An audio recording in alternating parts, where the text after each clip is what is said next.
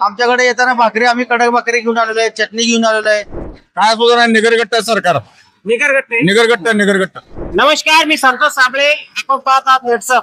आम्ही गेल्या 2-3 दिवसापासून व्हॉट्सअपच्या माध्यमातून आंतरवाली सराटी ते मुंबई पर्यंत आम्ही मनोज जरांगे पाटील यांचा पूर्ण आंदोलनाचा दौरा कव्हर करत आहोत आणि त्याच माध्यमातून आता वरून धोधो पाऊस चालू आहे। मराठ्यांचं भगवं वादळ मुंबईत येऊन धडकलेलं आहे।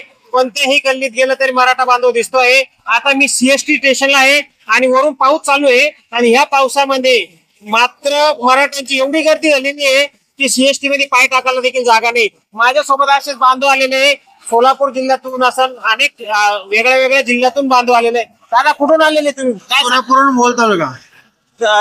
अतिशय काय सांगाल काय भावना एवढंच आमच्या व्यक्त करायचे की दादाने ज्याप्रमाणे आरक्षणासाठी लढा उभा केलेला आहे त्यासाठी आम्ही पाठीमागच्या 2-3 वर्षापासून दादांना जो आदेश देईल जे आरक्षणासाठी जिथे जिथे आपल्याला आमरण उपोषण करायचं आहे त्या ठिकाणी आम्ही गावातील सर्व पाऊस चालू आहे, कशी व्यवस्था आहे तुमची राहायची व्यवस्था कशी आम्ही दादांनी सांगितल्याप्रमाणे आम्ही स्वतःची व्यवस्था करून आलेलो आहे।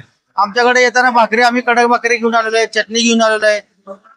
भाकरी चटणी महिनाभरांचं राशन घेऊन मराठे मुंबईमध्ये धडकलेले आहे, तरी मात्र सरकार जुमानत नाही। मराठ्यांना आरक्षण देण्यास कोणताही आतापर्यंत सरकारनं हालचाल दिली नाही। काय सांगाल एकंदरीत की आतापर्यंत सरकारच्या वतीने काही हालचाल झालेली नाही?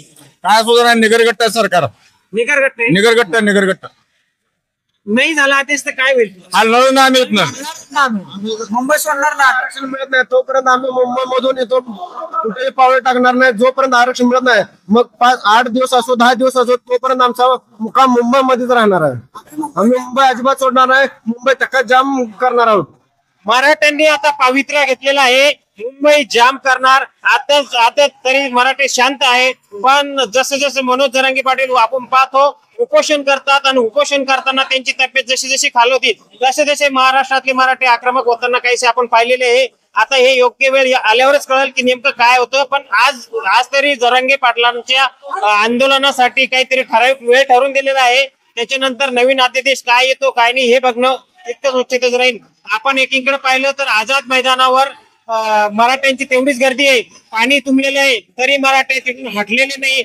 मनोज जरांगे पाटलांचा उत्सव वाढत आहे आणि पडत्या धोधो पावसामध्येही मराठा बांधव यांनी आतापर्यंत जागा सोडलेली नाही। मराठा बांधवांचं असं म्हणणं आहे की सरकार जाणून बुजून मराठ्यांना टार्गेट करत आहे आणि कुठेतरी देवेंद्र फडणवीसांचं एक वक्तव्य आलं की मी ओबीसीतून आरक्षण मराठा बांधवाला देणार नाही। 20 किलोमीटर चालतो आम्ही, त्याच्यामुळं किती 20 किलोमीटर 20 चौक ट्रॅफिक जाम झालेली आहे। असंख्य मराठा बांधव 20 किलोमीटर पासून चालत आलेले, तरी आपण या लेट्सअपच्या माध्यमातून मनोज जरांगे पाटील यांचं आंदोलन दाखवत आहोत। तरी लेट्सअप वाहिनीवर जरांगे पाटलांच्या आंदोलनाची सर्व अपडेट पाहत राहा।